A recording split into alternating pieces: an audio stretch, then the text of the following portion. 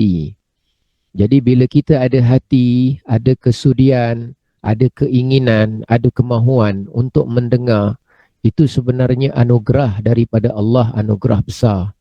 Sebahagian orang dengan seiring lanjutnya usia, bertambahnya umur, mereka lagi sibuk dengan perkara-perkara yang lebih melalaikan. Ada yang makin sibuk dengan nyanyian, ada yang makin sibuk dengan lagu-lagu, ada yang makin sibuk dengan dendangan. Makin banyak dendangan yang dia dendang, makin banyak nyanyian yang dia nyanyikan, makin banyak lagu yang dia perdengarkan. Masing-masing Allah kurniakan keadaan berbeza-beza. Kita tidak mengatakan orang itu sebagai buruk atau teruk atau apa, tetapi apa yang Allah tentukan, taufikkan kita pada saat ini merupakan satu anugerah yang besar. Kita tak dapat bayangkan suatu ketika dahulu sebahagian orang yang ketika mana belum ada platform secara dalam talian ni, bagaimana agaknya perjuangan mereka nak mengisi waktu keseorangan di dalam rumah. Agaknya macam mana orang-orang terdahulu daripada kita berjuang, bertarung dengan keinginan hati dia untuk mengisi waktu dia ketika kesunyian di dalam rumah. Tapi kita walaupun keseorangan mungkin ataupun kesunyian mungkin, anak-anak keluar bekerja, cucu mungkin dihantar ke tempat penjagaan, ataupun suami kita, isteri kita keluar bekerja. Manakala kita dapat manfaatkan waktu dengan benda yang mudah-mudahan insya-Allah memberikan manfaat. Jadi ini nikmat Allah dan kita kena hargai dia, bukan soal kemodenan semata-mata. Kerana Google Meet ke, platform Facebook ke, semua itu adalah makhluk Allah. Allah yang mencipta dia, Allah yang jadikan dia sesuai dia ada pada zaman di mana Allah berkehendak ia akan ada. Dan akan datang pun banyak lagi perkara-perkara yang di luar pemikiran kita, luar sangkaan dan kemampuan otak kita, yang mungkin sahaja akan dimunculkan kewujudannya oleh Allah, yang mana Allah boleh perlihatkan tanda kekuasaan Allah. Hari ini orang berbicara tentang peperangan di antara Rusia dan Ukraine. Apakah kesannya, apakah akibatnya, apakah implikasinya. Jadi masing-masing orang sedang berbicara. Saya buat sedikit pembacaan. Ada yang bimbang bagaimana suatu hari nanti Facebook dan juga Instagram kalau ditutup, kalau dihalang. Bagaimana orang-orang yang berniaga melalui platform online nak survive sekiranya berlaku. Kerana perang ni menyebabkan banyak perkara. Sekarang banyak kapal-kapal minyak yang ada hubungan dengan Malaysia, Rusia pun kemungkinan disekat di tengah jalan. Jadi banyak company yang akan rugi. Shell juga dah mula keluar daripada Rusia dan sebagainya.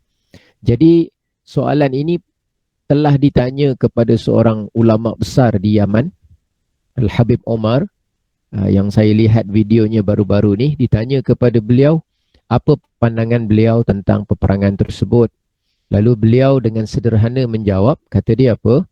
Itu adalah peperangan antara satu negara dengan satu negara, yang mana puncanya kita pun tak tahu secara khusus apa sebab utama. Tetapi itu kan peperangan, pertarungan di antara orang yang bukan Muslim dengan orang yang bukan Muslim.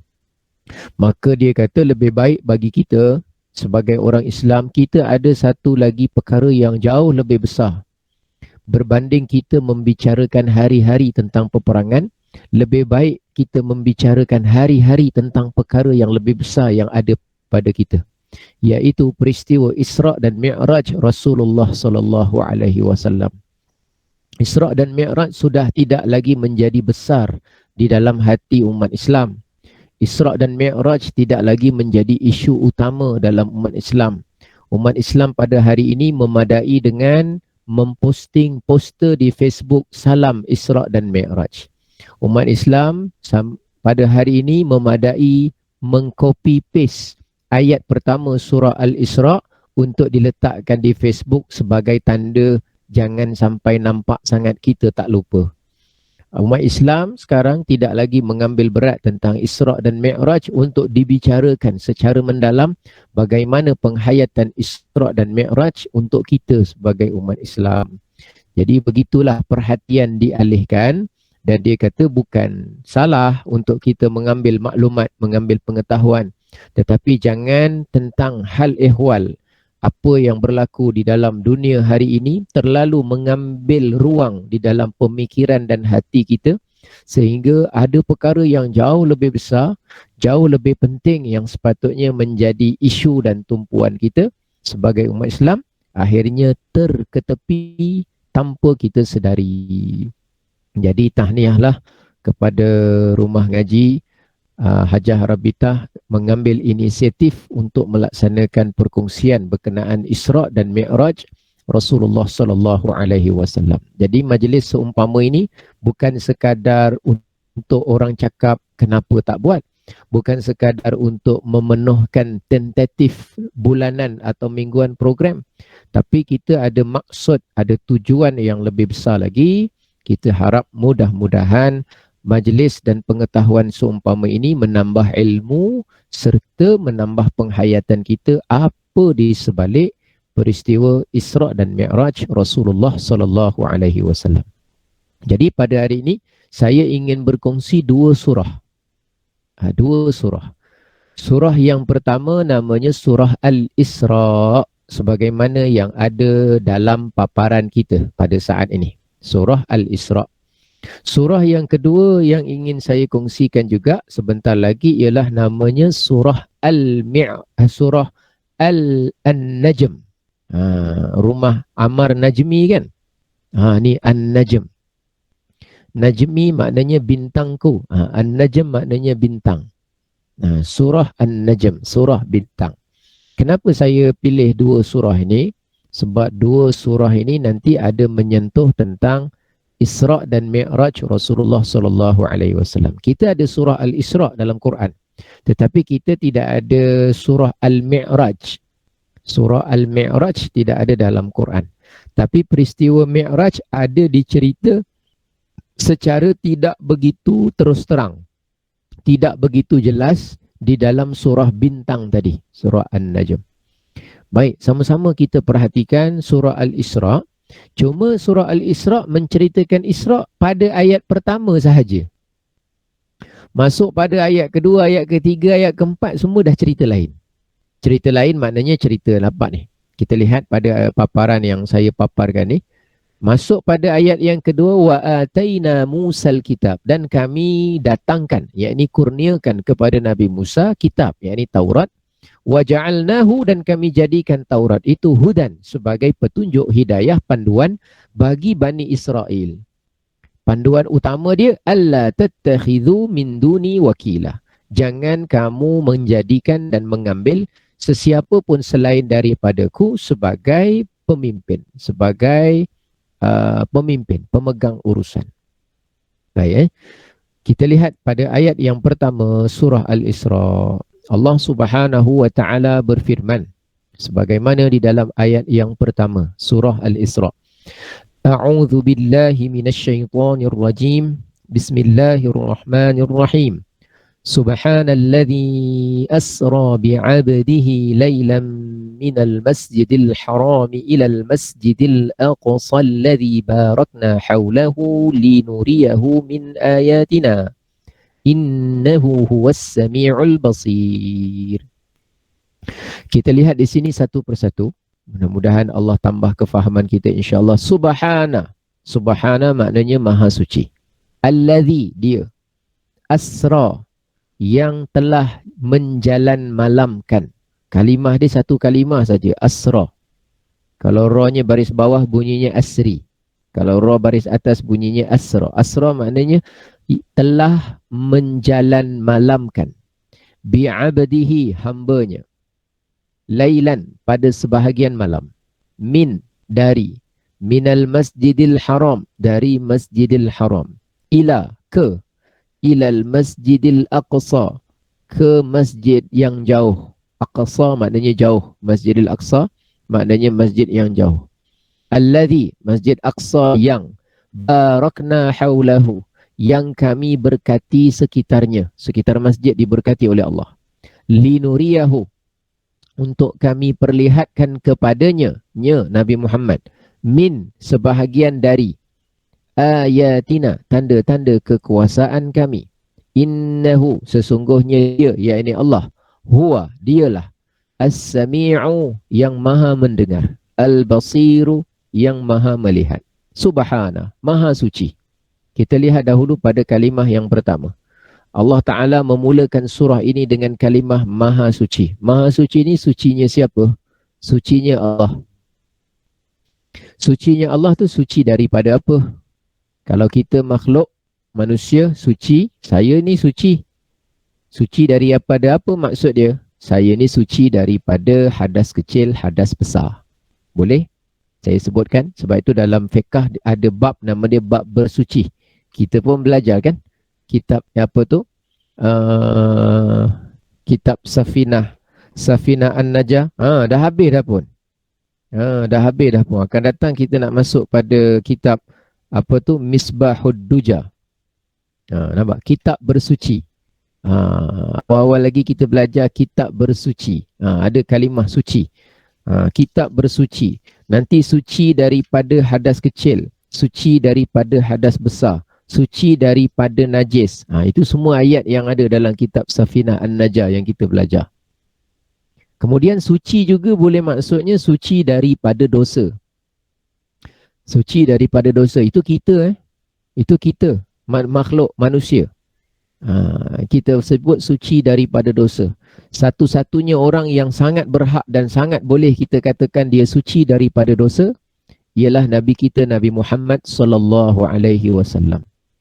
Jadi kalau saya sebut saya suci, saya ni suci daripada hadas kecil, hadas besar boleh. Kalau saya kata saya suci, suci maknanya daripada sebarang najis pada pakaian badan boleh. Syarat sah solat mestilah suci daripada sebarang najis pada pakaian, tempat solat dan badan serta barang-barang yang dibawa. Baik. Kemudian suci juga boleh dimaksud suci daripada dosa. Saya tak sesuai untuk katakan diri saya suci daripada dosa. Kerana saya ni seorang pendosa yang ada dosanya, banyak dosanya. Tapi orang yang boleh kita katakan suci dari dosa, yang confirm boleh, Nabi Muhammad sallallahu alaihi wasallam.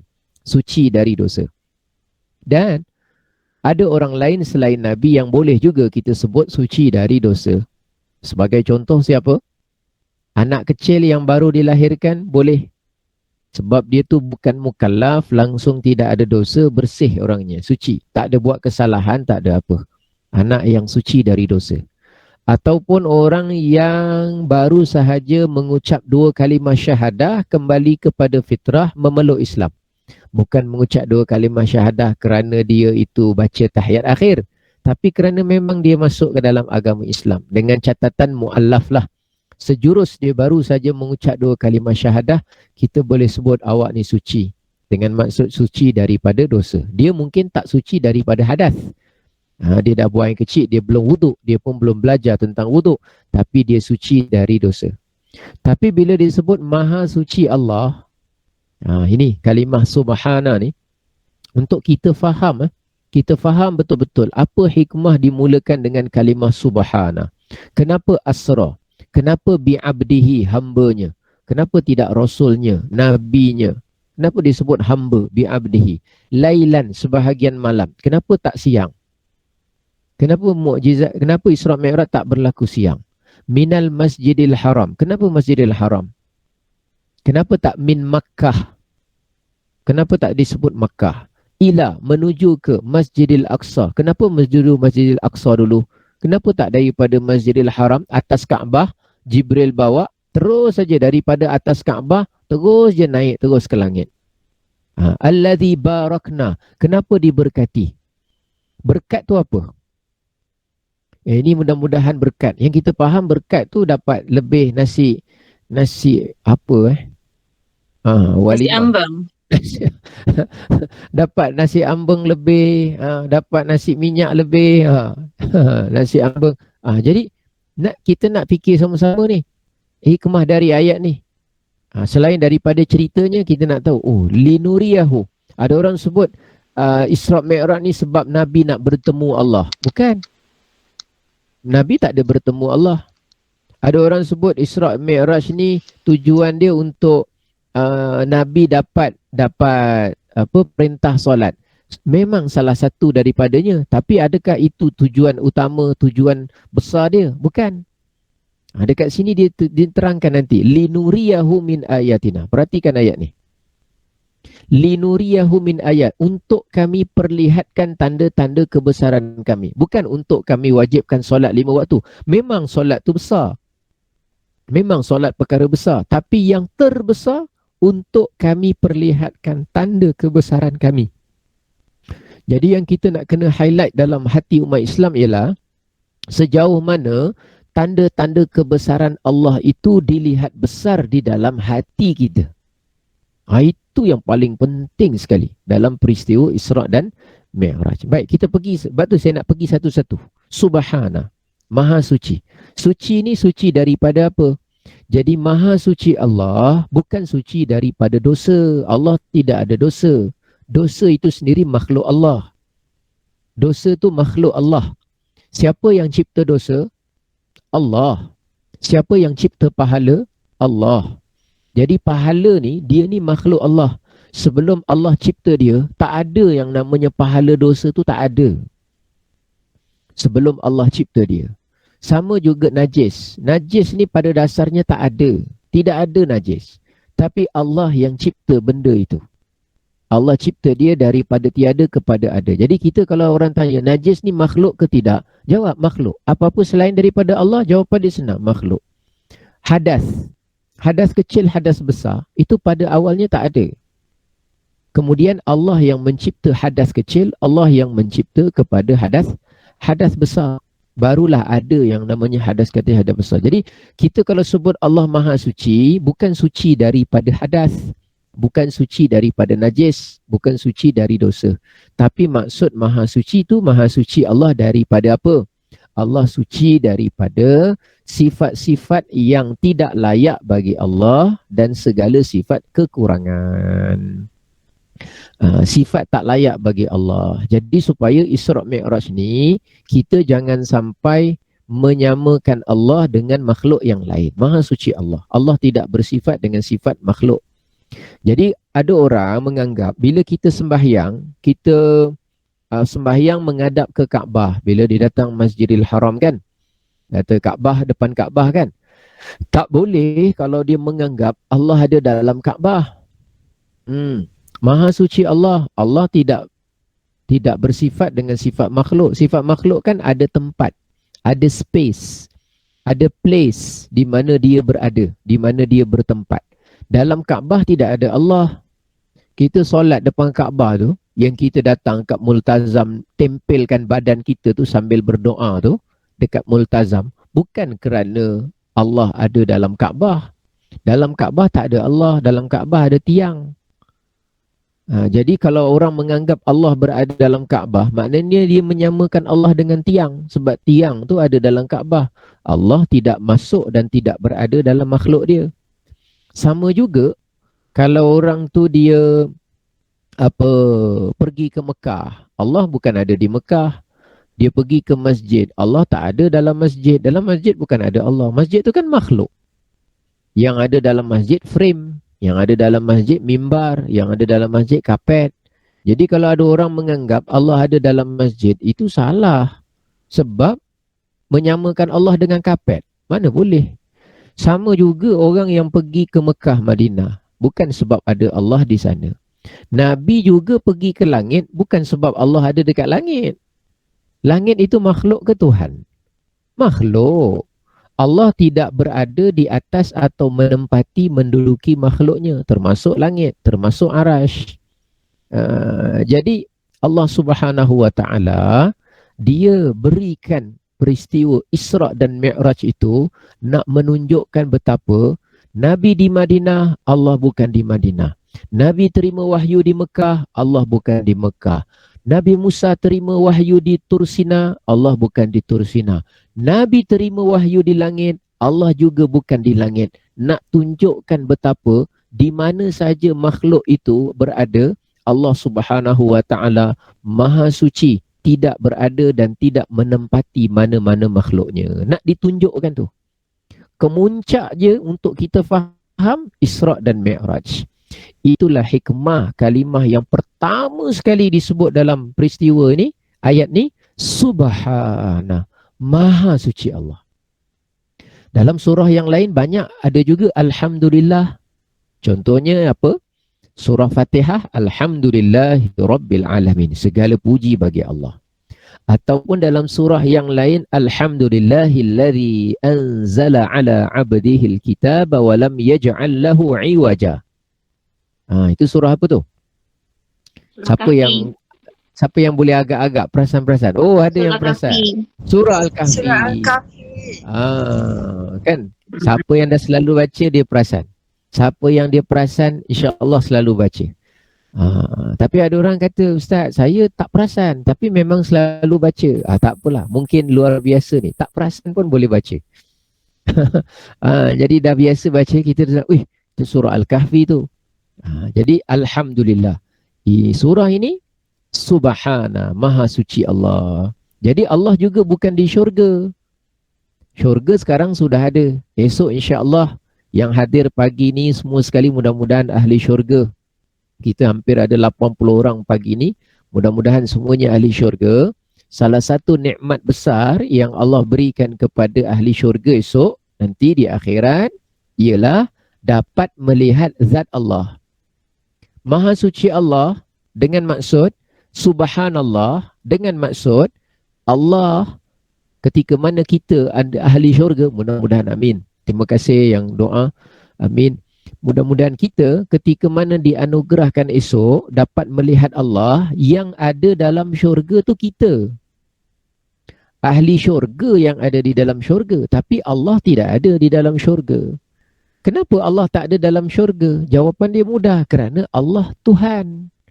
Dia pencipta kepada syurga dan dia wujud tanpa memerlukan sebarang tempat.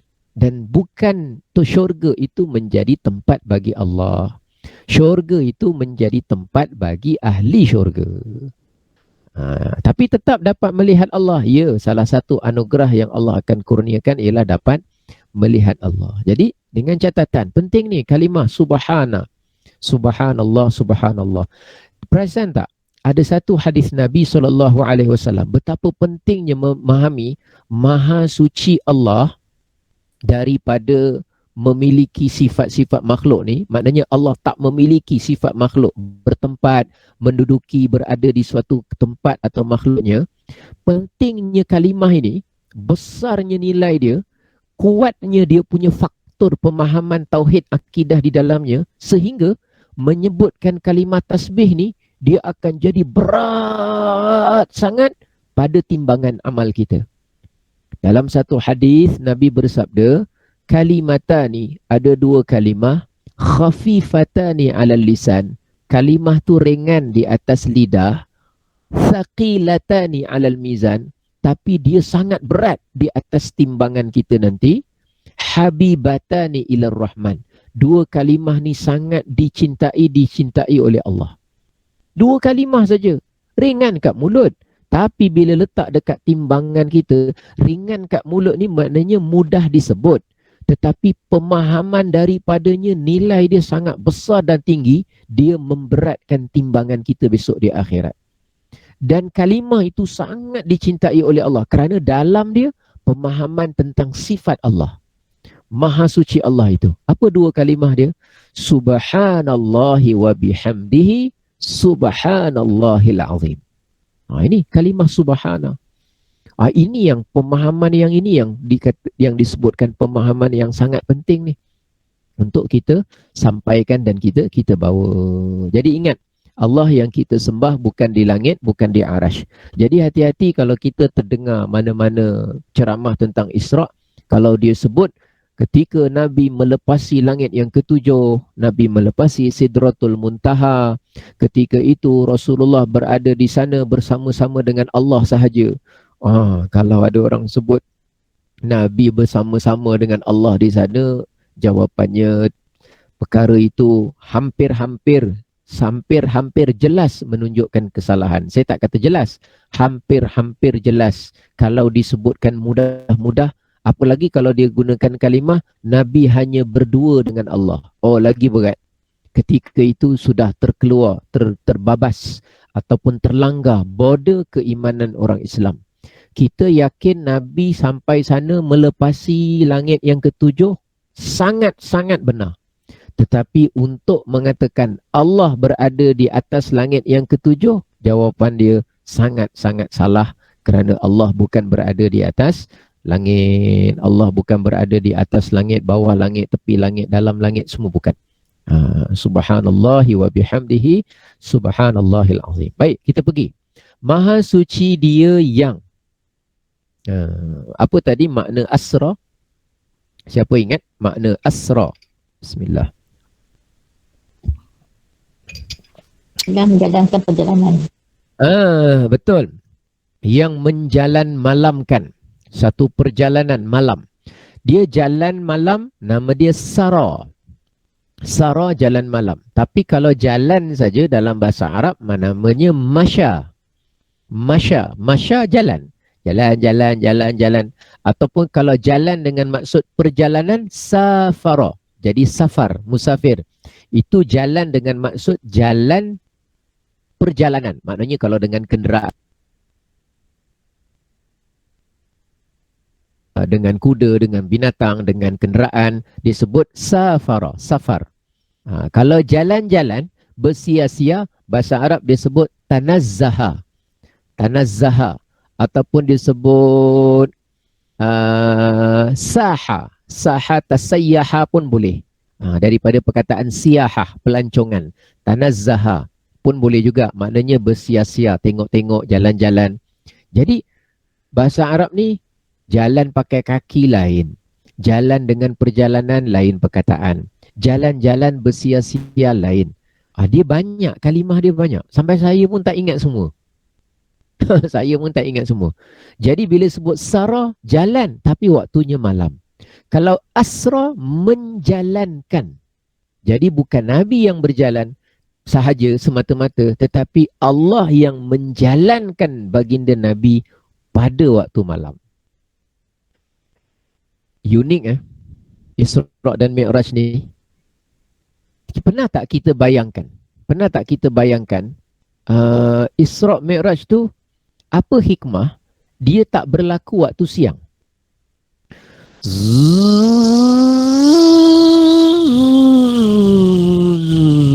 Datang ramai ni siang. Abu Jahal tengah meniaga, Abu Lahab tengah melahap, macam-macam. Abu Jahal sedang mendajal, Abu lain-lain segala abu-abu ni tengah meniaga, tengah apa, tengah ramai-ramai ni kat kota Mekah ni, ada yang macam-macam urusan. Tiba-tiba datang Burak. Kemudian ramai-ramai menonton. Apa tu? Siapa tu? Siapa yang bawa Muhammad tu? Datang jalan bawa. Kemudian dua-dua naik di atas. Binatang apa tu? Cuba tengok. Tapi zaman tu dikatakan belum ada kamera. Bayangkan ada kamera. Cekit. Ambil gambar, selfie. Kalau tak ada kamera pun tengok dengan mata kasar. Siapa ni? Apa ni? Apa yang dia buat? Dia tengok. Sekali zoom bergerak. Hilang. Ke mana dia pergi ni? Jom. Kejar.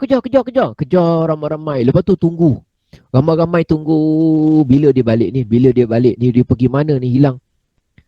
Bayangannya, ini bukan cerita, ni bayangannya, kalaulah sesuatu itu mukjizat, kebiasaannya, kalaulah sesuatu tu kita nak lihat dari sudut mukjizat, kebiasaannya tujuan dia untuk tunjuk. Kebiasaannya. Kadang-kadang tunjuk kerana dicabar. Nabi tunjuk kerana dicabar. Kadang-kadang ditunjuk kerana tanpa dicabar. Contoh. Ada orang-orang musyrikin Mekah datang kepada Nabi Muhammad SAW. Mereka cabar. Dia kata, wahai Muhammad, kalau betul engkau ini adalah seorang Rasul, kalau betul lah engkau dakwakan apa yang engkau dakwa, maka tunjukkan kami kemampuan kau untuk yang namanya boleh membelah bulan. Itu kan cabar nama dia. Itu kan nama dia mencabar. Baik, Nabi perlihatkan tak?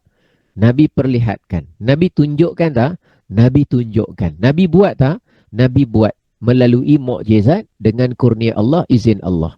Maka dengan itu bulan terbelah.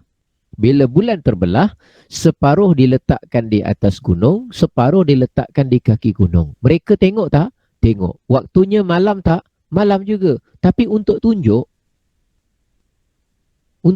kebanyakan mukjizat tu memang untuk tunjuk. Dan seorang Nabi, kalau dia menunjuk kepada mukjizat, kelebihan yang dia ada, kita kena ingat, itu tidak termasuk bab riak. Kita kalau ada kelebihan, sengaja menunjuk dengan tujuan untuk orang tahu, kenal kelebihan kita, maka taklah kata mesti riak, tapi berisiko boleh saja menjadi riak. Kita ada kelebihan boleh wirid selama 2 jam. Kita ada kelebihan boleh baca Quran 1 hari 5 juzuk. Kemudian kita beritahu kepada orang supaya orang nampak kemampuan kita. Itu kan berisiko menjadi riak. Kelebihan yang kita ada. Tapi berbeza dengan Nabi. Dia ada kelebihan yang namanya mukjizat. Peranan dia memang untuk tunjuk. Jadi dia tunjuk. Tapi ada juga yang Nabi tunjuk mukjizat, itu bukan kerana dicabar. Contoh yang paling mudah yang selalu saya sebutkan ialah bila seseorang itu pernah melihat Nabi keluarkan air dari celah-celah jari. Jadi di Hudaibiyah, ketika air dalam keadaan terhad dibawa sebekas kepada baginda Nabi, kemudian Rasulullah tanya, orang lain ada air tak? Mereka jawab, orang lain tak ada Rasulullah. Airnya terhad yang ini saja. Lalu Rasulullah masukkan tangan dia dalam bekas. Nabi tak tutup. Nabi tak kata, nanti sekejap saya masuk dalam kemah saya selesaikan urusan ni.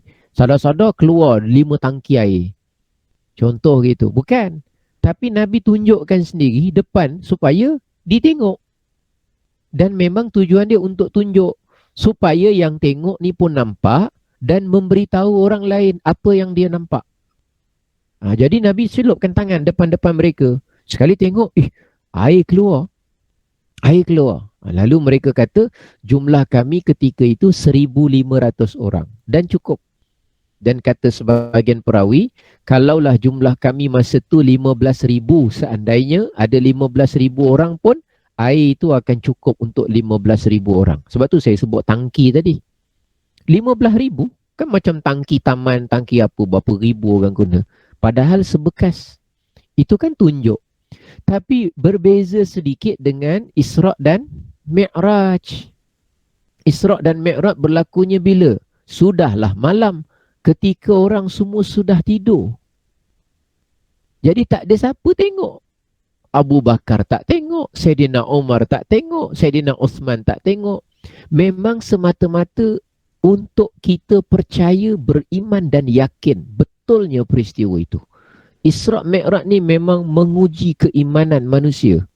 Awak percaya tak? Kalau betul awak percaya, awak yakin tak? Lepas awak yakin, awak imani tak perkara tersebut? Ke awak masih ada rasa ragu-ragu? Ke masih tertanya-tanya, boleh ke, boleh ke, boleh ke? Sebab itu anugerah besar Allah kepada Sayyidina Abu Bakar. Asbab daripada peristiwa ini, beliau digelar dengan gelaran As-Siddiq. Asbab daripada apa? Bukan asbab daripada Abu Bakar dapat tengok.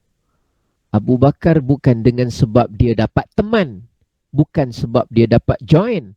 Tapi asbab daripada terlalu mempercayai apa saja yang sampai daripada Nabi. Sehingga orang musyrikin bila esok pagi, Rasulullah ceritakan apa yang Nabi lalui malam tadi dan kemudian ke langit dan balik semula ke Mekah dalam sebahagian malam, bukan sepanjang malam, sebahagian malam, maka mereka masing-masing geleng kepala, ada yang menuduh gila, ada yang menuduh mengarut, ada yang menuduh menipu, lalu mereka pakat-pakat, jom kita pergi tanya kawan dia. Kawan dia, kok percaya ke tak percaya? Ni saya nak masuk cerita ni, Isra' Mi'raj ni. Saya pergi kepada ending dia dulu untuk kita faham tentang di atas langit itu bukan bertemu nak berdua dengan Allah, bukan.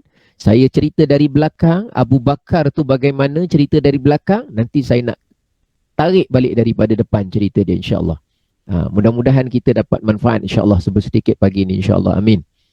Jadi saya nak ceritakan ni, Abu Bakar ni, kawan-kawan dia orang-orang musyrikin ni ramai-ramai pergi berjumpa dengan Abu Bakar. Mereka nak test terus Abu Bakar.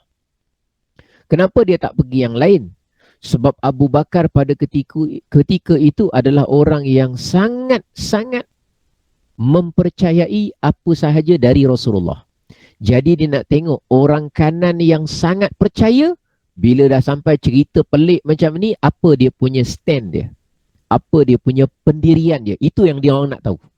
Kenapa tak tanya yang lain? Yang lain boleh juga. Tapi kalau Abu Bakar tak percaya, yang lain aku boleh pukul. Yang lain aku boleh tebang macam tu saja. Aku akan gunakan Abu Bakar ni untuk menunjukkan yang lain pun salah. Itu tekad orang musyrikin pada ketika itu. Kalau Abu Bakar kata mengarut, aku akan viral kata-kata Abu Bakar ni. Supaya yang lain-lain ni, yang baru-baru ni, tak payahlah terikut sangat dengan Muhammad. Itu otak orang musyrikin pada ketika itu. Sebab tu dia menuju Abu Bakar. Baik, bila sampai kepada Abu Bakar, mereka cakap. Dia kata, wahai Abu Bakar, ini kawan kau ni, sudah cerita malam tadi dia pergi sini, dia ternaik ke langit, lepas tu dia balik begini. Kami sebelum tanya dia lama-lama, panjang-panjang, kami nak tanya engkau. Engkau ni sebagai kawan dia, engkau percaya tak cerita dia? Engkau percaya, engkau sendiri percaya tak cerita dia? Sayyidina Abu Bakar tak cakap, ya, saya percaya. Sayyidina Abu Bakar tak cakap macam tu. Dan dia pun tak cakap, taklah, saya pun tak percaya lagi, saya nak kena confirmkan dulu. Dia bukan macam tu cara Abu Bakar. Cara Abu Bakar, dia jawab, kalaulah benar dia tu maknanya Nabi Muhammad. Kalaulah benar Nabi Muhammad bercerita begitu, kalau benar, memang betul lah, maknanya orang kafir ni tak ada buat-buat cerita. Memang betul sebagaimana Nabi cerita. Yang tu juga dia cakap, kalaulah benar seperti mana yang dia cerita, maka kalau dia cerita perkara yang lebih pelik daripada itu pun aku akan percaya. Itu iman Abu Bakar. Bukan mukjizat Isra' ni luar biasanya, bukan untuk dilihat, tapi untuk diimani dan diyakini perkara tersebut. Jadi sebab itulah dulu dikatakan Sayyidina Umar pernah ditanya, barakallahu fikum, terima kasih yang telah turut serta bersama kita pagi ni. Saya tengok bersama kita ada hampir lebih kurang 100 orang. Mudah-mudahan Allah tambahkan ilmu kefahaman dan mudah-mudahan Allah berikan kelancaran penyampaian kita pada pagi ni, kelancaran internet, kelancaran devices kita semua sekali. Mudah-mudahan ada sesuatu yang kita dapat. Saya nak cerita tentang kenapa malam, kenapa tak siang, kenapa Abu Bakar, apa yang Abu Bakar cakap. Sekarang ni Sayyidina Umar pernah ditanya, wahai Umar, apa pandangan engkau tentang Abu Bakar? Umar ditanya. Jadi Sayyidina Umar ni kan orangnya tegas, cakap terang. Jadi Sayyidina Umar cakap, dia punya bahasa kasar dia, yang kau kan dah kenal Abu Bakar, yang kau sibuk tanya aku buat apa? Itu bahasa kasar saya. Bahasa cantik dia ialah, kamu kan sudah mengenali Abu Bakar. Abu Bakar adalah sebagaimana dia. Maknanya orang tahu kepimpinan bagus, orang jujur, orang baik, begini, kan dah tahu. Jadi buat apa nak tanya dia lagi? Seolah-olah macam itulah pemahamannya. Jadi Abu Bakar adalah sebagaimana yang kamu tahu.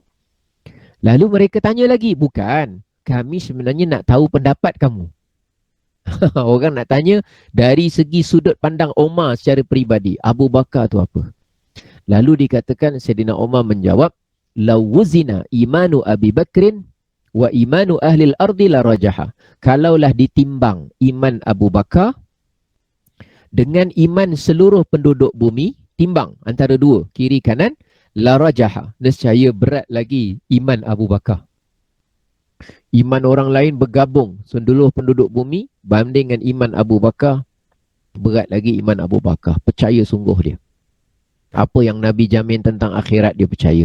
Apa yang Nabi sebut bahawa ini akan memberikan kebaikan fadilat dia percaya. Semua dia percaya. Itu Abu Bakar. Jadi tuan-tuan dan puan-puan yang dirahmati oleh Allah, asra. Asra tadi maknanya apa? Menjalan malamkan. Hikmah jalan malam ni, hikmah malam ni banyak. Hikmah malam ni doa mustajab 1/3 akhir malam. Lailatul Qadar, Allah pilih waktunya juga malam. Kalau kita bermusafir, Rasulullah galakkan kita musafir juga waktunya malam. Siapa nak musafir balik KL, balik Terengganu, balik Kelantan, pergi umrah, pergi mana-mana, di antara waktu yang kalau kita boleh pilih, waktu yang bagus kita musafir waktunya malam. Kenapa malam? Fa innaha tutwa bikumul ard au kama qal, sebab bila malam bumi ni bagai dilipat-lipatkan untuk kamu, kata Rasulullah. Maknanya jarak bumi kalau dilipat, terasa jaraknya lebih dekat, terasa cepatnya lebih cepat untuk sampai, terasa seperti itu. Jadi ada hikmahnya, malam ni banyak. Dan kebanyakan orang-orang soleh, mereka itu menjaga kualiti malamnya. Rasulullah juga menjaga urusan malamnya. Memang macam itulah. Kita saja yang belum lagi cukup soleh kerana kita belum cukup baik dalam mengurus waktu malam kita. Orang-orang soleh, tradisi orang soleh ialah mereka dapat mengurus waktu malam dengan baik. Waktu malam, apa yang diucap, apa yang dicakap, apa yang dibaca, apa yang dilihat, apa yang dipegang, apa yang dituju, dengan siapa berada, majlis yang macam mana dia berada waktu malam. Dan nak tengok hamba-hamba Allah yang kadang tidak sedar tentang status dirinya, hakikat sebagai seorang hamba, kerosakan, maksiat, dosa kebanyakannya berlaku juga pada waktu malam. Waktu malam di situlah pencuri senang, lebih suka untuk mencuri, penzina berzinanya waktunya itu. Sebab waktu malam ni memang waktu ujian. Waktu ujian, dan malam ni luar biasa, hikmah dia banyak. Dia bukan sekadar gelap dan tenggelam. Dia bukan sekadar menunggu siang dan menanti permulaan hari. Tapi setiap malam tu ada hikmahnya. Waktu-waktu putaran ni semua ada dia punya tanda-tanda kebesaran Allah dan mesti kita fikirkan. Jadi Allah pilih Isra' dan Mi'raj itu waktunya malam untuk baginda Nabi Muhammad sallallahu alaihi wasallam. Baik. Maha suci Allah, Maha suci Allah, Maha suci Allah. Yang telah menjalankan hambanya pada menjalankan siapa? Hambanya. Tengok ni. Saya gariskan dengan garisan berwarna hijau. Hambanya.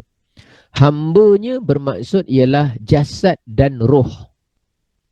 Kalau Nabi tu pergi Isra' dengan roh sahaja, jasad tertinggal di Mekah, kalau ni bukan berkalau-kalau benda yang dah lepas, bukan. Kalau ni maknanya gambaran. Gambarkan Nabi pergi roh saja. Jasad ada kat Mekah, tapi roh saja dibawa ke Isra' Mi'raj. Nescaya ayat Qurannya Allah Ta'ala berfirman, Maha suci dia yang telah menjalan malamkan rohnya. Tapi tak disebut rohnya. Dia tak sebut jasadnya, tapi dia sebut hambanya. Jadi kalau hamba, maknanya merangkumi jasad dan roh sekali. Itu pendapat kita lah, ulama-ulama ahli sunnah wal jamaah. Ada juga di luar ahli sunnah wal jamaah yang mengatakan Nabi pergi dengan roh, kata dia. Jasad masih ada dekat Mekah, roh saja pergi. Kalau roh saja pergi, maknanya tidaklah menampakkan mukjizat. Lebih kepada dilihat sebagai mimpi dan sebagainya. Hambanya. Baik. Kemudian perginya Nabi SAW lailan. Lailan. Apakah yang dimaksudkan dengan lailan? Lailan ni maknanya ialah sebahagian malam. Lailan ni dia baris atas. Kalau dia baris depan, perkataan dia, kalimah dia macam ni. Saya conteng sikit tepi. Contengan saya ni boleh padam. Jadi saya taklah terlalu bimbang untuk letak contengan kiri kanan ni. Quran ni kalau kita tulis-tulis tepi-tepi, tulisan yang kekal, tapi tujuan dia berkaitan dengan Quran, contohnya catatan hukum tajwid dan sebagainya, harus saja selagi mana tidak merosakkan dan tidak mengelirukan bacaan ayat yang asal. Tapi kalau conteng kartun-kartun, benda-benda yang tak berkaitan dengan Quran tu tak bagus. Tak baguslah. Sebab dia mushaf kan, kita nak kekalkan kemuliaan ayat suci. Tapi contengan yang saya buat yang kat sini ni, contengan ni lepas selesai je program ni, contengan ni dah terpadam dah, tak ada. Tujuan dia nak tunjukkan pada kita. Kadang-kadang sebahagian orang kadang dia tak tahu, dia kata, kenapa conteng-conteng Quran? Mana boleh Quran diconteng-conteng? Tak, ayat Quran ni, kalau ini tujuan dia untuk kita gunakan berkaitan ilmu Al-Quran. Dulu kan asalnya ni tak ada ni. Ni. Ni saya tengok kalimah Masjidil Haram. Ni. Ini kan tak ada.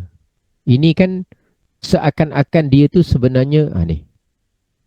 Ni dulu tak ada ni. Ni. Ni. Tengok Masjidil Haram ni. Saya padam ni. Ni tak ada ni. Jim mana ada. Tak ada titik pun tak ada. Zaman Nabi macam ni dia tulis. Macam tu je.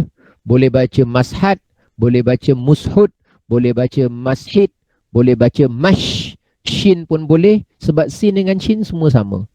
Kemudian ulama conteng. Conteng tu maksudnya buat tanda-tanda lah. Bukan conteng tu maknanya kita buat macam ni, conteng. Ini pun conteng juga. Tapi kalau yang ni kan conteng, yang ni kan conteng, yang ni kan conteng. Cuma ada bentuk, ada maksud. Jadi ulama kita buat, yang ni dia conteng, yang ni ada maksud, yang ni conteng ada maksud. Conteng tu maknanya membuat penandaan yang bukan asal daripada huruf Al-Quran ketika ditulis ketika di zaman Nabi. Lepas tu diconteng lagi, dia letak titik, dia letak tanda. Tapi kita sebutlah benda tu nama dia Dhabtul Quran. Tapi dari segi istilah bahasa pasar, conteng lah. Sebab bendanya bukan daripada ayat Quran pun. Tapi kan ada tujuan. Dan bendanya tujuannya berkaitan dengan Quran. Jadi berkaitan dengan Quran tidaklah jadi kesalahan. Malah sekarang dikira sebagai kewajipan dan keperluan. Sebab kalau tak ada titik, tak ada baris, macam mana kita nak baca? Macam mana kita nak baca?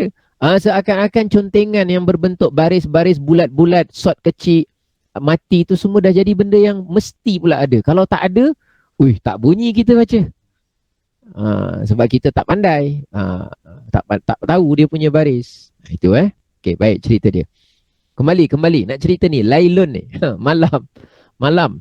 Lailun. Kalimah dia lailun ataupun lailan, sebahagian malam.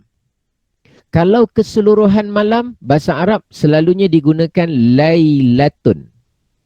Ada ujung dia, ada ta marbuta. Ada membawa maksud macam itulah. Lailatun, ada tambah. Malam, duduk malam juga. Lailatun. Sebab tu Lailatul Qadri. Malam Al-Qadar. Mula daripada maghrib sampai subuh. Salamun hiya hatta matla'il fajr. Tapi kalau lailun, sebahagian malam. Dengan catatan, pergerakan Nabi tu ketika semua orang, Rasulullah kan masa tu kan dah tidur. Nabi SAW masa tu kan dah tidur. Tidur rumah siapa? Rumah sepupu dia. Sepupu dia wanita, perempuan, sepupu Nabi, Ummu Hani. Jalan sedara-sedara. Jadi bukan Nabi saja, pakcik-pakcik ada. Biasalah kita jalan rumah sedara-sedara sekitar Mekah gitu. Jadi Rasulullah tidur, kanan kirinya pakcik-pakcik dia tidur. Hamzah, pakciknya Sayyidina Ja'far. Kemudian tidur, tiba-tiba Jibril datang. Jibril datang lalu bumbung. Jadi dalam suasana orang semua dah tidur, Jibril datang lalu bumbung. Dibuka bumbung rumah tersebut, dikejutkan Nabi. Jadi Nabi pergi Isra' dan Mi'raj dalam keadaan apa? Sedar. Bukan mamai, bukan pengsan, bukan pitam, bukan mabuk, bukan separa sedar, bukan ngantuk-ngantuk, bukan. Rasulullah pergi dalam keadaan sedar. Nabi diangkat keluar daripada rumah itu, lalu Rasulullah dibawa oleh Jibril alaihissalam menuju ke yang namanya Masjidil Haram. Masjidil Haram. Kenapa tak terus bergerak daripada rumah tu terus pergi? Kerana masjid adalah tempat yang barakah. Kerana masjid adalah tempat yang penuh dengan barakah. Dari masjid menuju ke masjid. Lailan, sebahagian malam. Kemudian kita lihat juga masa Nabi dibawa sampai ke Masjidil Haram, antara perkara terawal yang diuruskan kepada Nabi ialah dibelah dada. Dia belah dada, dikeluarkan apa? Jantungnya. Jantungnya untuk apa? Yang pertama, urusan dia cuci dengan air zam-zam. Yang kedua, dibelah untuk dikeluarkan alqatun sauda, satu titik hitam. Yang mana setiap orang ada benda tu, tempat di mana syaitan akses untuk ganggu kita, untuk goda kita, untuk hasut kita, untuk was-was kita, untuk kacau kita. Itu ada satu ruang dalam jantung kita tu, tempat di mana syaitan ada tempat untuk masuk akses kacau, ganggu. Tapi untuk Nabi tempat itu dikeluarkan, dibuangkan, dan Rasulullah memang tidak mampu diganggu oleh hasutan-hasutan iblis syaitan sampai bila-bila. Itu tanda kasih sayang Allah kepada Sayyidina Rasulullah sallallahu alaihi wasallam. Kita ni sebab tu nama dia qalbun. Qalbun ni maknanya bolak-balik. Sekejap rajin, sekejap malas, sekejap cepat, sekejap lambat, sekejap sungguh-sungguh, sekejap main-main, sekejap kan rajin je nak mengaji Quran. Sekejap rasa, ya Allah, macam malasnya, kenapa aku malas betul hari ni. Satu muka surat pun tak baca. Kadang-kadang Jumaat baca kahfi, kadang-kadang Jumaat baca Facebook. Dia dah tak berapa nak baca. Jadi iman kita ni memang macam tu, turun naik, turun naik. Tapi untuk Nabi Muhammad, mana ada iman dia turun? Iman dia sentiasa naik, tung. Sudah tinggi, semakin tinggi. Sudah tinggi, semakin tinggi, semakin tinggi. Itu iman para Nabi, khususnya Nabi Muhammad. Kalau iman malaikat, kata ulama, dia sentiasa maintain tinggi. Tambah pun tidak, kurang pun tidak. Maintain macam tu. Itu malaikat. Kita turun naik. Jadi dikeluarkan, dimasukkan iman dan hikmah. Dimasuk iman dan hikmah. Kenapa dimasuk iman dan hikmah? Apa hikmah daripada perkara tersebut? Ini yang saya pernah sebutkan. Siapa yang pernah sebelum ini sedikit perkongsian saya berkenaan dengan hikmah Rasulullah sallallahu alaihi wasallam Isra' dan Mi'raj. Sebab sebelum itu, sebelum daripada Nabi Isra' dan Mi'raj, Rasulullah sallallahu alaihi wasallam adalah orang yang baru saja kehilangan pakcik dan baru saja kehilangan isteri, yang disebut tahun itu sebagai tahun kesedihan. Tahun apa? Tahun kesedihan. Bila mana tahun kesedihan, maka Rasulullah sallallahu alaihi wasallam pada tahun kesedihan diberikan satu macam umpama motivasi lah, kekuatan lah kepada Nabi supaya Rasulullah itu tetap jiwanya tenang dengan iman, dengan zikir, mengingati Allah, sebab nampak tanda-tanda kebesaran Allah di dalam peristiwa Isra' Mi'raj, supayanya hatinya teguh. Baik, penting untuk kita tahu. Sebab orang ni, manusia ni bila umur dah lanjut, anak-anak jauh tak balik, cucu-cucu sempadan tak dapat lintas, suami pula sibuk, ada yang suami dah meninggal. Kemudian nak jumpa kawan-kawan, sekarang tengah pandemik, ramai kuarantin, dia dah tak jumpa. Akhirnya dia jadi sorang-sorang. Dia sendiri rasa stres lah, tertekan lah, bosan lah, rasa macam tak serba tak kena lah. Ada orang yang sampai kepada peringkat kemurungan, ada yang sampai termenung, lagi kronik cakap dengan kucing, cakap dengan burung, okey lagi cakap dengan benda hidup. Sampai kepada peringkat yang lebih dahsyat, cakap dengan penyapu, okey lagi lah.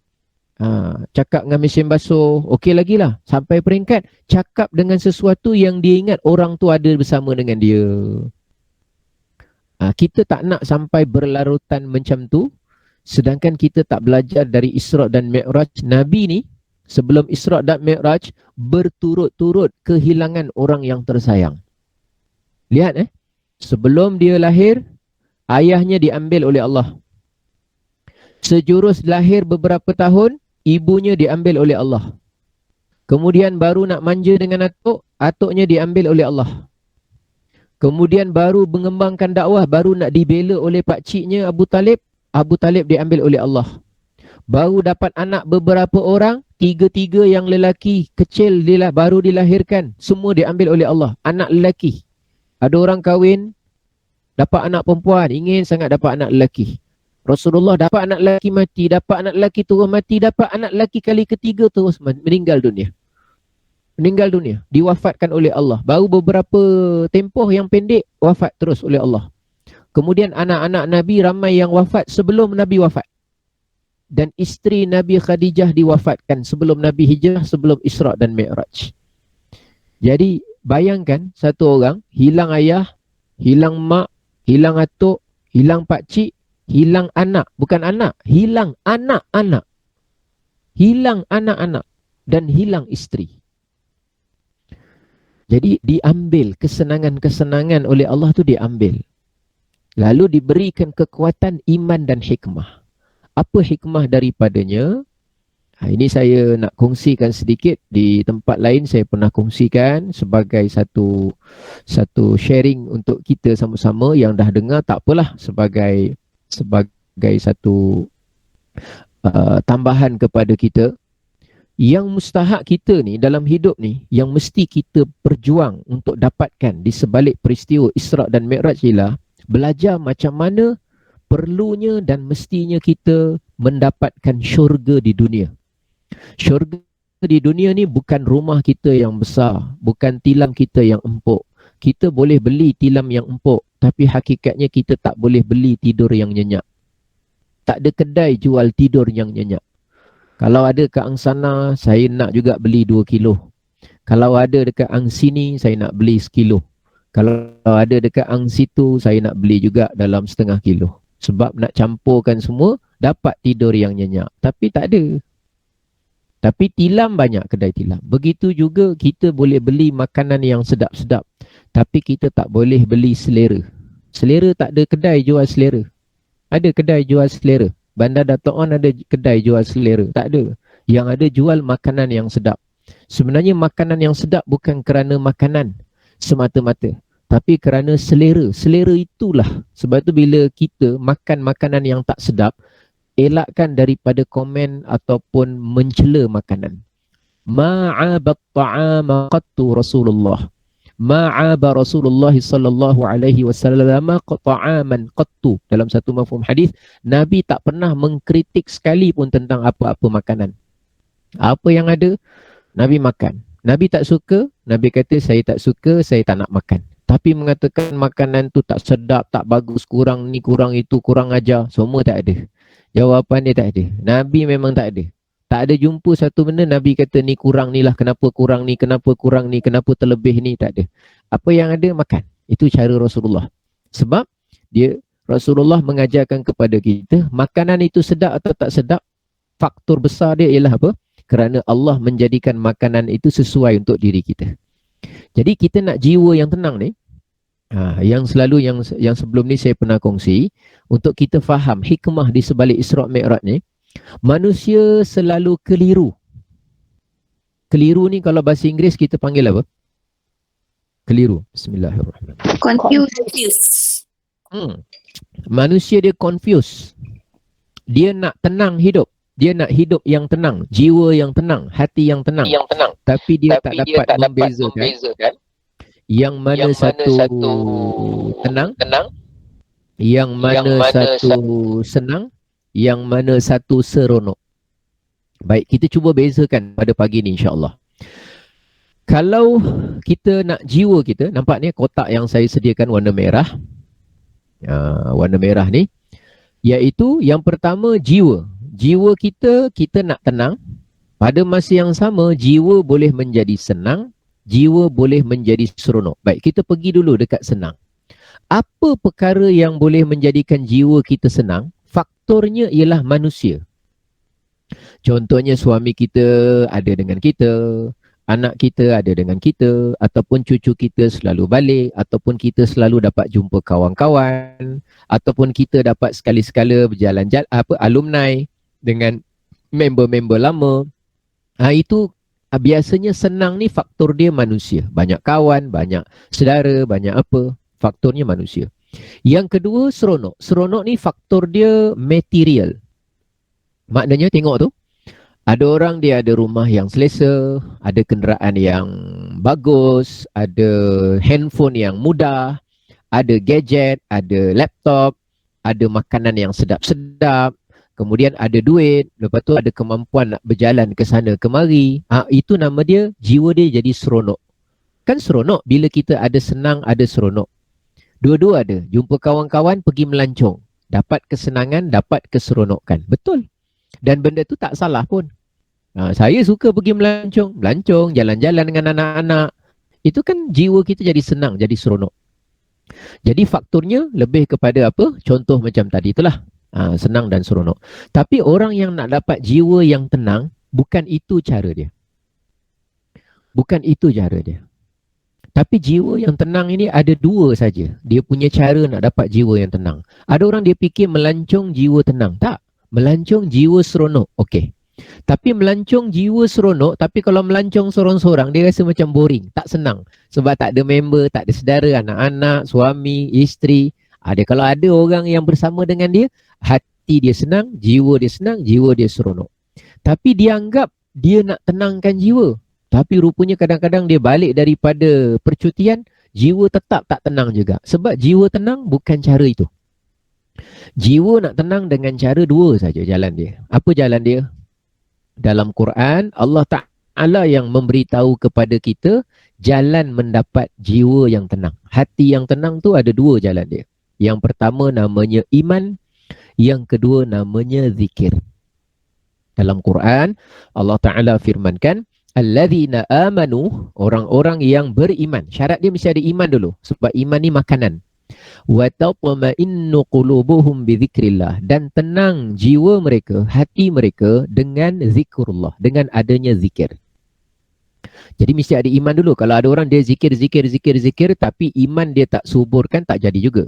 Zikir ni ibarat suplemen atau penawar obat. Tapi kalau iman ibarat makanan. Benda yang basic jiwa kita, hati kita kena diberikan makan.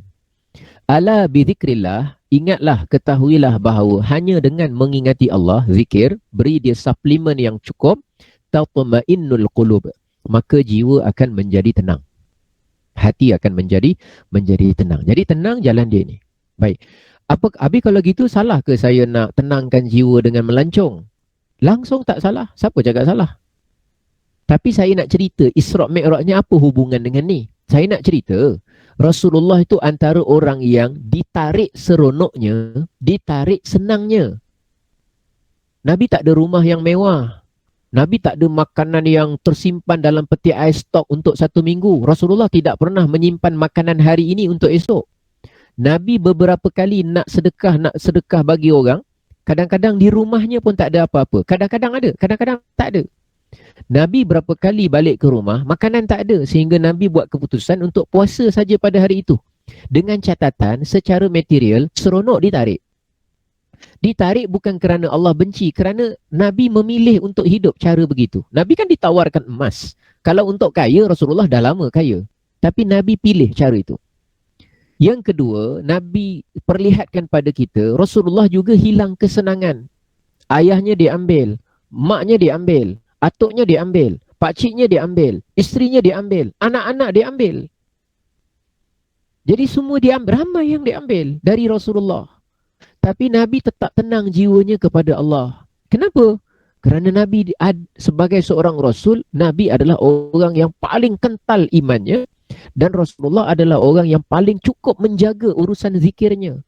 Jadi Nabi nak tunjuk tauladan pada kita, nak mendapat jiwa yang tenang. Orang miskin pun boleh dapat jiwa yang tenang. Orang kaya pun boleh dapat jiwa yang tenang. Orang yang hidup dalam keadaan sehat pun boleh dapat jiwa yang tenang. Orang yang sakit melarat pun ada peluang dapat jiwa yang tenang. Dan mustahak dalam hidup ini, walaupun ada kesenangan, tapi jangan korbankan ketenangan.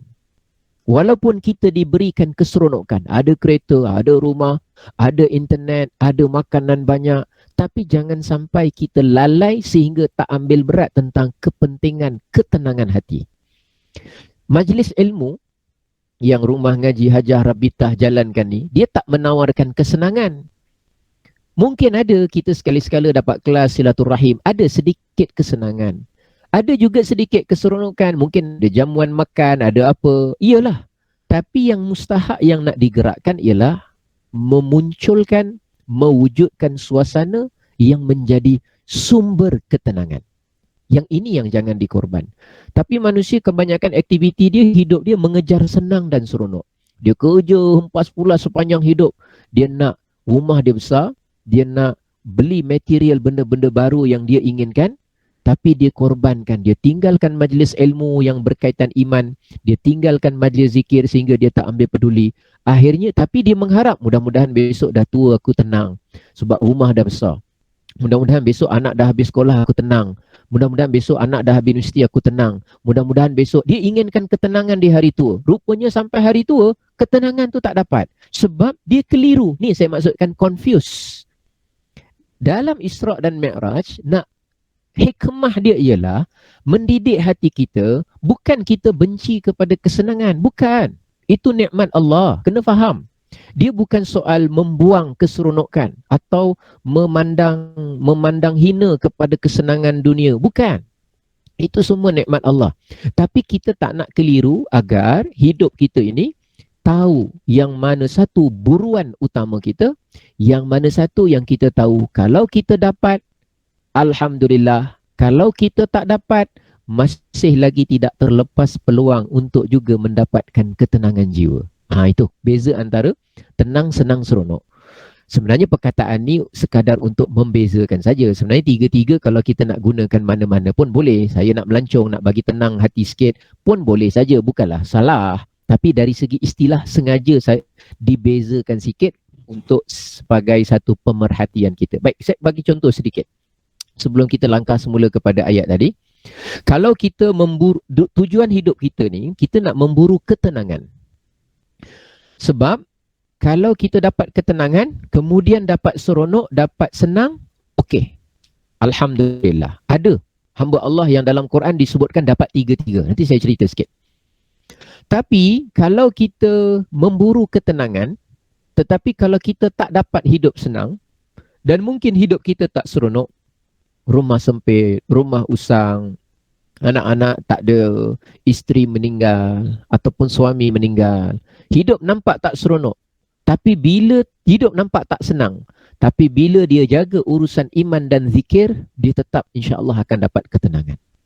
Yang kita bahaya tu sekali ialah kalau dapat tiga-tiga, alhamdulillah. Yang bahaya ialah hidup tak seronok, hidup tak senang, kemudian jiwa pun memang tak tenang. Yang itu paling malang. Paling malang. Tapi dalam Quran dia ada contoh.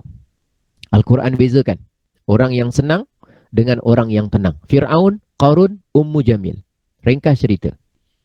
Fir'aun ni apa yang dia tak senang? Isteri ada, dayang-dayang ada. Bukan kata dayang-dayang, menteri pun dia ada.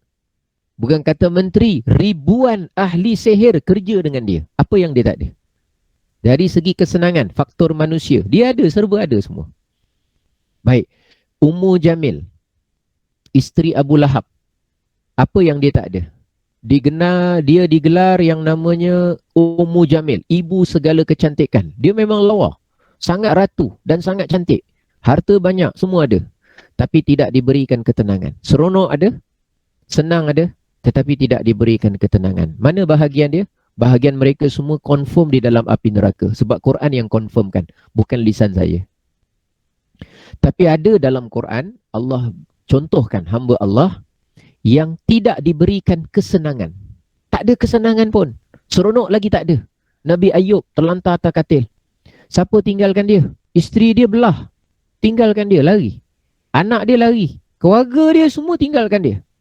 Dengan harta-harta diambil.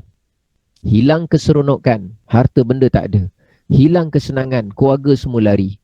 Tapi dia tak pernah hilang ketenangan. Dia ada iman kerana dia seorang Rasul. Dan dia sebut dalam surah Al-Anbiya, Anni massaniyadurru wa anta arhamur rahimin. Aku ditimpa sakit ya Allah, Engkau maha pengasih. Engkau maha pengasih. Engkau maha pengasih. Jiwa dia tenang tak?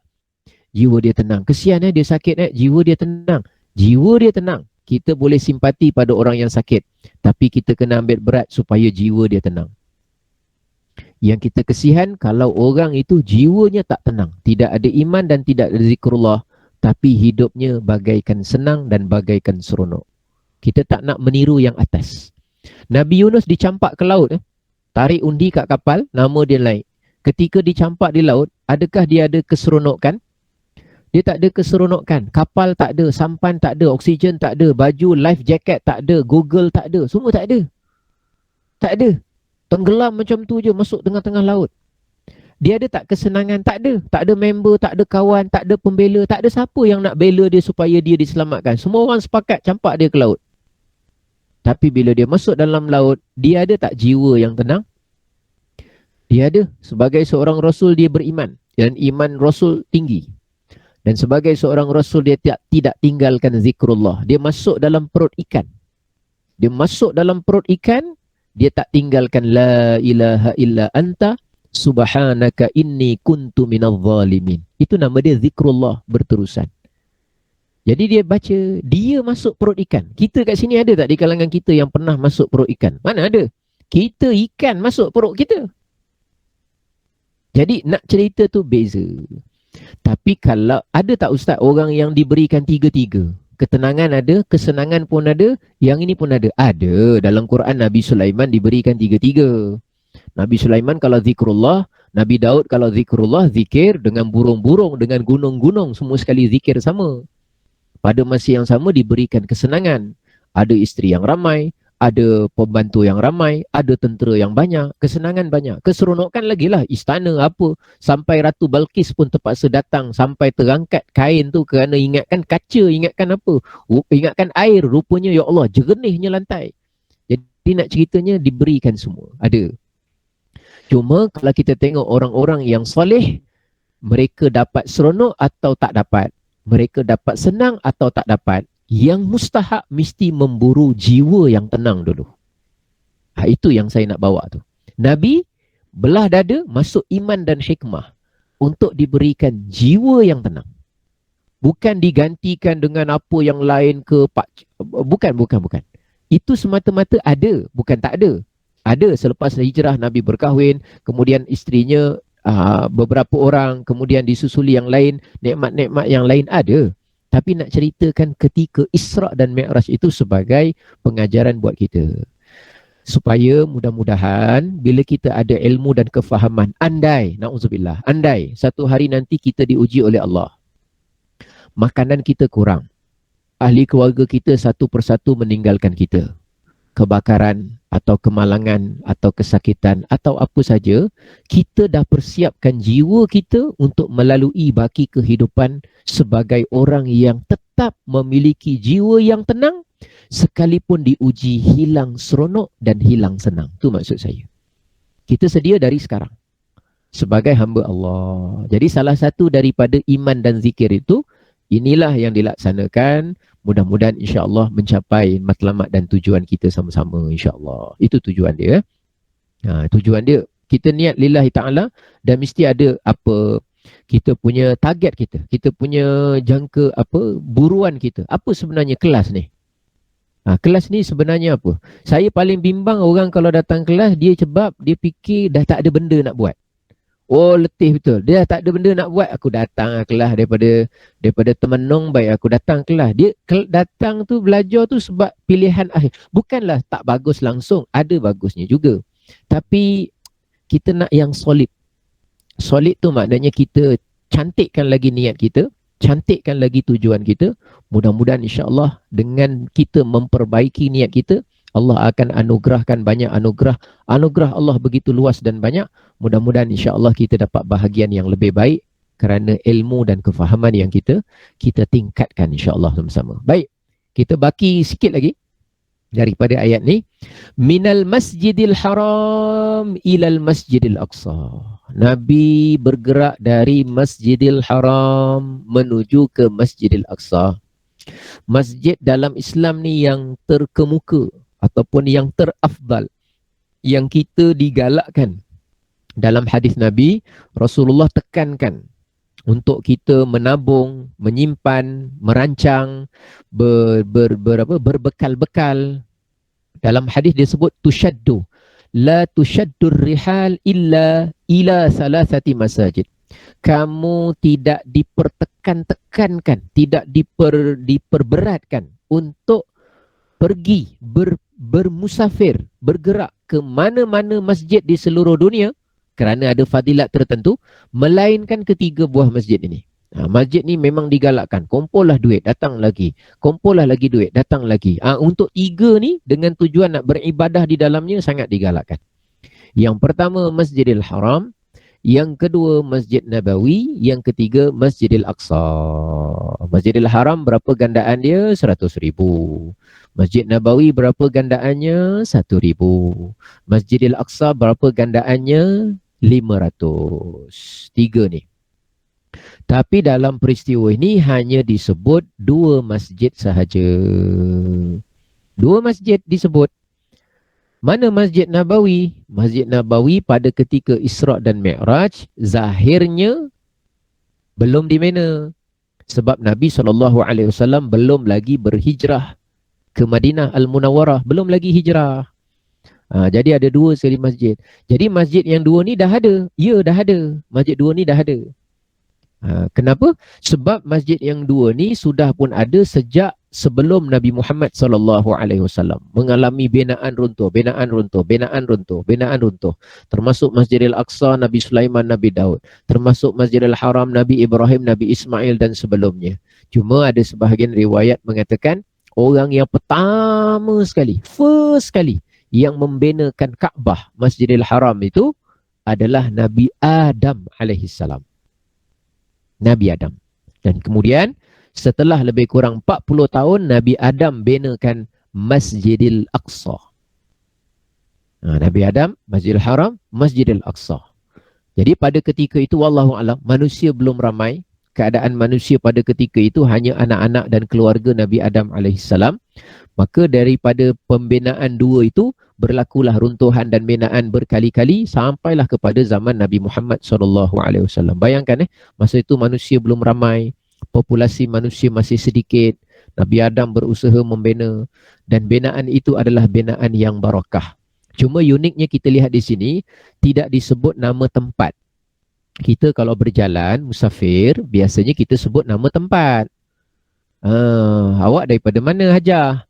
Saya ni bergerak insya-Allah pagi ni dari Lakin. Oh, habis nak ke mana pagi ni? Saya musafir. Saya nak pergi ke Kuantan. Biasa kalau kita musafir, kita sebut nama tempat. Nama tempat. Yang namanya Pasir Gudang, Lakin ataupun mana menuju ke Kuantan. Tapi dalam ayat ini, perjalanan Nabi tidak disebut nama tempat. Tidak disebut Mekah, tidak disebut yang namanya Palestin. Tapi Masjidil Aqsa memang di Palestin, tak berubah, itulah tempatnya. Masjidil Haram tak berubah, itulah tempatnya di Mekah. Tapi tak disebut nama tempat, yang disebut namanya masjid. Jadi ulama kita sebahagiannya mengatakan hikmahnya disebut masjid ialah betapa pentingnya institusi masjid mesti ada dalam kehidupan kita. Kita mungkin tak jadi pengerusi, kita perempuan pula mungkin tak jadi imam, kita mungkin, tapi kita kena ada peranan macam mana mengimarahkan dan menyuburkan apa yang dikatakan masjid dalam kehidupan kita. Jangan sampai langsung tak ada pergi masjid, tak ada tolong bersihkan kapet masjid, tak ada tolong tutupkan kipas masjid, tak ada tolong bertutupkan paip masjid, tak ada tolong bersihkan susunkan selipar dekat masjid. Yang penting ada libat dirilah. Tak sikit banyak mesti ada dalam kehidupan kita. Kita mungkin bukan orang yang berkomitmen di masjid sebab kita ada tugasan lain. Tapi jangan langsung kehidupan kita tidak ada apa-apa keterlibatan dan sumbangan. Jadi jemaah boleh, masukkan duit ke tabung boleh, tutupkan kipas boleh, bersihkan bilik air sekali-sekala boleh, alang-alang sekali-sekala singgah kat bilik air masjid, nampak ada tu, simbahkan, bersihkan sikit, mana yang patut boleh ambil 1-2 bilik air, bersihkan sikit. Apa-apa sajalah, yang penting berkaitan masjid mesti ada lah.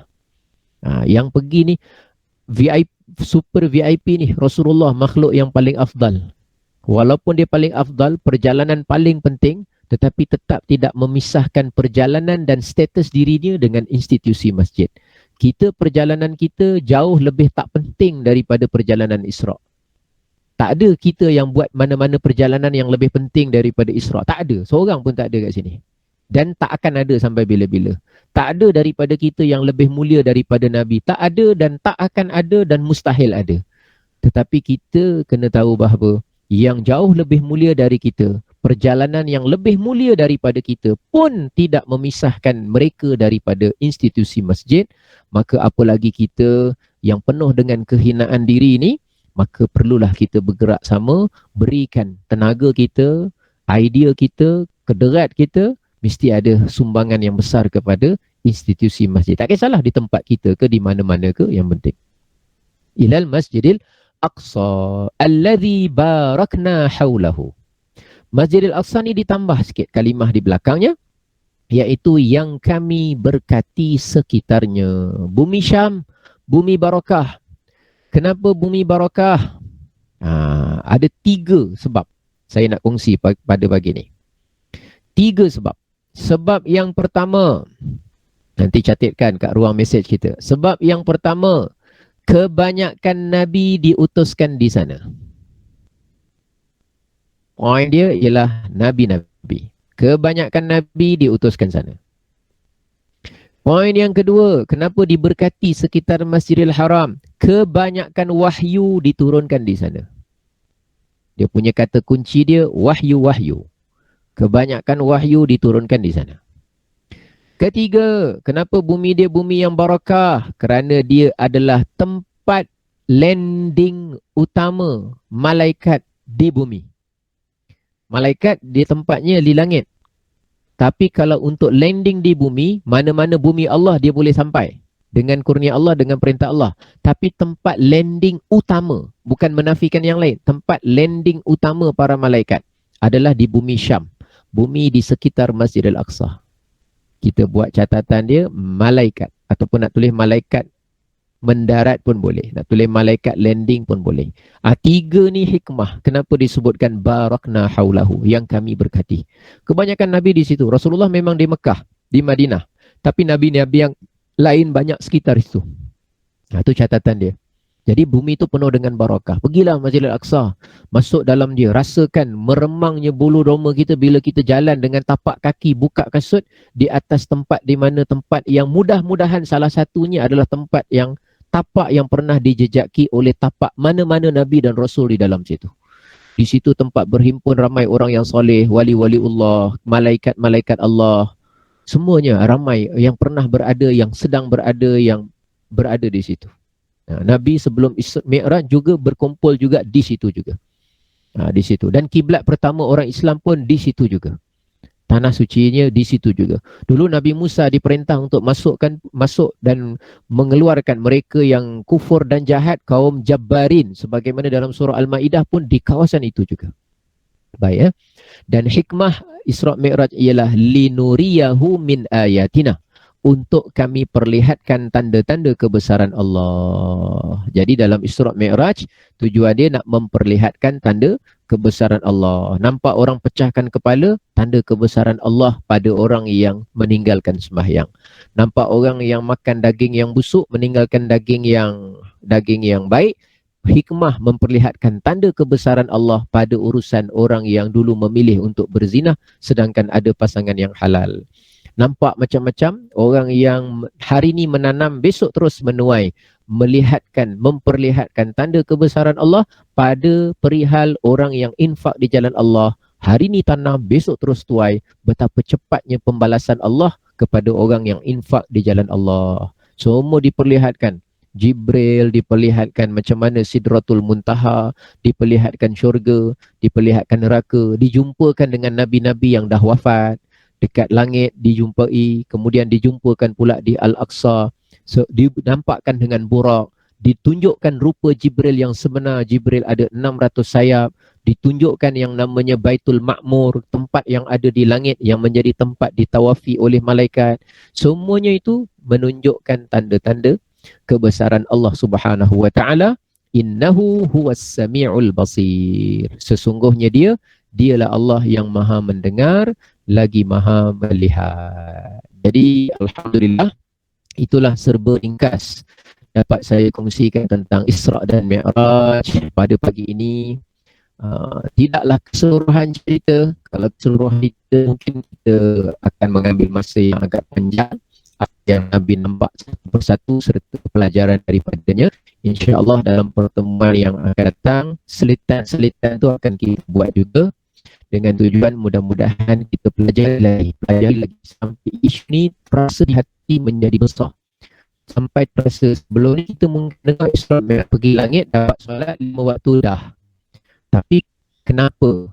Bagaimana? Sebab apa? Untuk apa? Ketika mana bau wangi masyidah? Sebab apa? Kenapa? Bagaimana? Untuk apa? Nabi berhenti di setiap tempat yang disinggah, lalu Nabi solat. Sebab apa? Kenapa? Bagaimana? Untuk apa? Ketika mana Nabi lihat ada orang tua di dalam perjalanan. Sebab apa? Bagaimana? Untuk apa? Jadi setiap perkara tu banyak pelajaran yang tersirat yang kita boleh belajar sama-sama. Supaya mudah-mudahan Muhammad Mi'raj dia bukan sekadar pengulangan tak tahu, tapi penghayatan yang dapat digunakan sepanjang tahun, sepanjang hayat. Panduan daripadanya. Sebab tu Isra dan Mi'raj tidak letakkan confirm tarikhnya bila. Ulama pun ada beza 20 Rejab ke berapa ke, sebab soal tarikh, tapi soal ibadah. Jadi mudah-mudahan manfaat